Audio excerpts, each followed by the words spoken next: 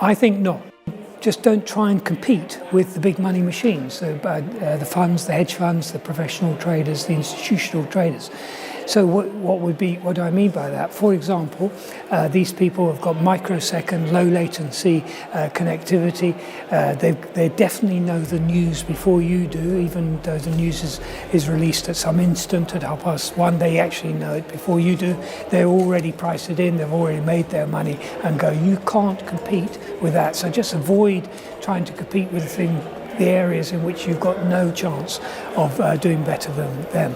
There are areas where they actually have no advantage over you, and why not go for that, where you're really on a level playing field with them.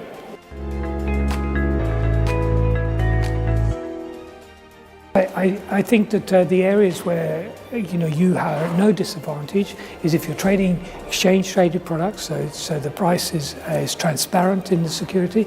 If you trade with a daily chart, you're seeing exactly the same high and low and close and volume as any institution, so it's nothing secret about it, and so you can see what he can see. And so if you operate in that longer time frame, for example, all his advantages have gone. Actually, you've got many advantages now that he hasn't got. You can learn to trade as possibly better than an institutional guy who hasn't got any time to learn. You can study, you can do that. You can also not trade. It's not an option for many of these people. They must trade, and you can see that it's not the right time and I shouldn't be doing it. Also, being smaller than them has a lot of advantages too, because for them being very large means that by the time they start buying things, they're starting to move the thing itself. You're most likely, if you do buy things, you won't be moving the market at all, and so you can buy strengths and breakouts and things like that, but an institution has to predict the breakout, which is a very risky thing to do, in order to start buying before the event itself. I think not. First of all, what people think is manipulation of the markets, things like short squeezes and dark pools and things like that. They're not. They're just factors of the market. It is things that happen. That markets go into backwardations and things like that. It's not manipulation. It's a short-term nearby shortage has caused that, and really does this affect and impact detrimentally to the retail investor? No, it doesn't. Usually it's the institutional investor that's on the wrong side of these things that makes them appear so bad. The manipulation of the price in the shorter term is again, I think, is not possible really these days. There's too many eyes on it. The reputational risk for the institutions is too great. The fines are enormous. They will get caught. And so it just generally doesn't happen. You may get rogue traders, but internally firms really are very conscious of that, and a bad apple can ruin a whole bank.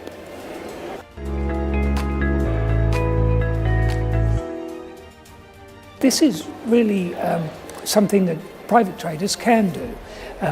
Now, they can't be high-frequency traders and low-latency traders. The cost barriers are too great for them, but they can become systematic. Systematic just means rule-based. And there are plenty of very good programs out there which start at free, and even very good ones like MT4 is a very popular one in the retail market, and it's a very good program, and there are better ones which you pay more for, and it's a lot to do with the flexibility and the data and processing power of it. But all of these programs are very good. Now, what they allow you to do is to develop a method which you have tested and finessed and said, does this work, or it would work better if I did this, and if I changed the way I operated the stop like this, then eventually come to a conclusion that if I continue to operate in this way, I will, in the long run, make money if I do that. And this will give me the discipline to do it, take away all the emotion. That's just a correct thing to do.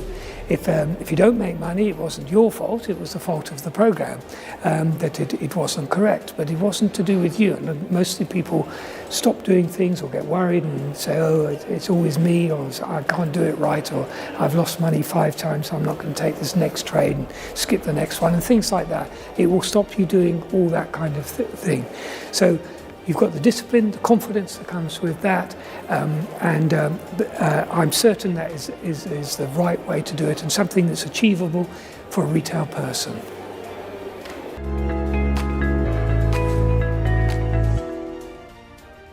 I think using technical analysis and systematic trading is something you can do, one can do, and you can do this as well as or better than any institution. So you're at no disadvantage unless you try and compete in the very short time frames and very difficult and strategic type of trading which they specialise in. You can't do it better than them.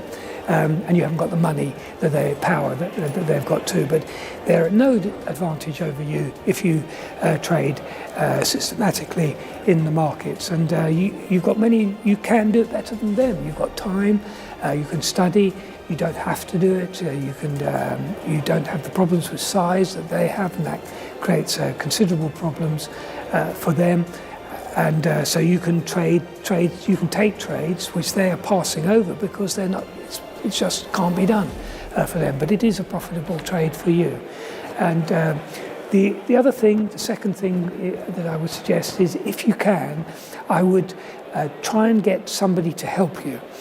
This is not an easy thing to do, particularly for a retail person, to find somebody who's willing to spend time, who's got experience and can coach you. Like any sportsman, they need a coach who's going to push them on and correct them and study them and be brutal but knows how to do it. But he's not the sportsman that you are, but he's there to help you and to watch and to criticise.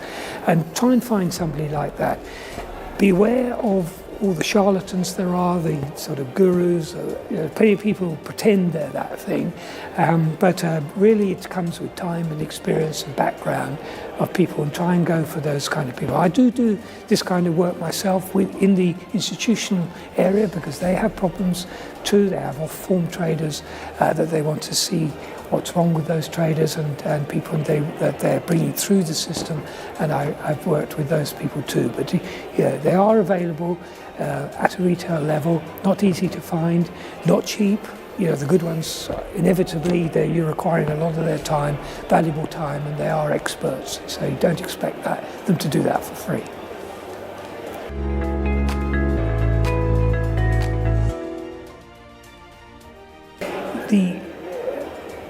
It's quite interesting that I think that in many occasions the wholesale market, the institutional market, is often trading against the retail market at the very same moment where what one is buying, the other one is selling. For example, if you think about a support line, for example, you might think that, well, this support line may hold. Also, the institution may think this support line may hold. The support may be the day's low, the month's low, the pivot low, something like that. They're seeing the same thing as you. Now, how might you react to this? Well, you want some confidence. So you might see that the approach to the support line is weakening, so the candles are getting smaller and the bodies are getting smaller and the volume is lightening. And then you have a nice white candle, which gives you the feeling that we've reversed up and the close is now well off the opening, and so it's turning. And you might, as a retail trader, say, if it follows through on the next candle, I'm going to buy and enter the market. I've got a very obvious place for a stop, which is below the low of the recent candles, and that's where I'll enter there. Now, what you don't realise is that the institutions, because of their size, they could never do that.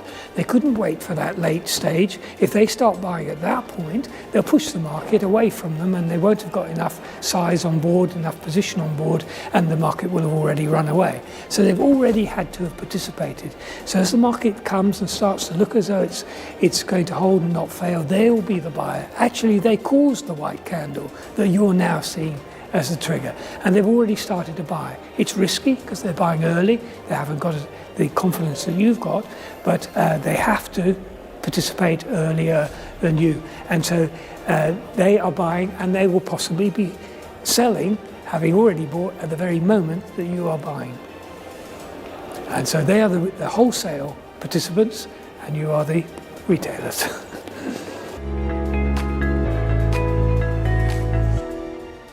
Use your advantages, and certainly don't be drawn into and seduced into areas where you are at a clear disadvantage. And these areas are you haven't got size, you cannot trade faster than institutions, and so go where you've got an advantage over them, which is more in the intermediate term, doing technical analysis, become systematic. You can do all these things as well as they can do it.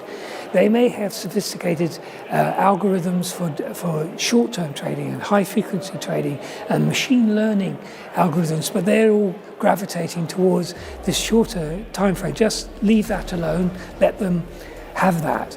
But go to an area where, if there's a trend in the market which is driven by the demand of the security, the fundamentals of security, that's what's moving the price. They can't change that. It will be the same for you as it is for them, and you'll be able to see it as well as they can see it. Maybe you could even see it better because you're working under less pressure than they are, and you're got more time and you're doing it more slowly than they are. So go where you've got your own strengths and avoid the areas where you're at a clear disadvantage.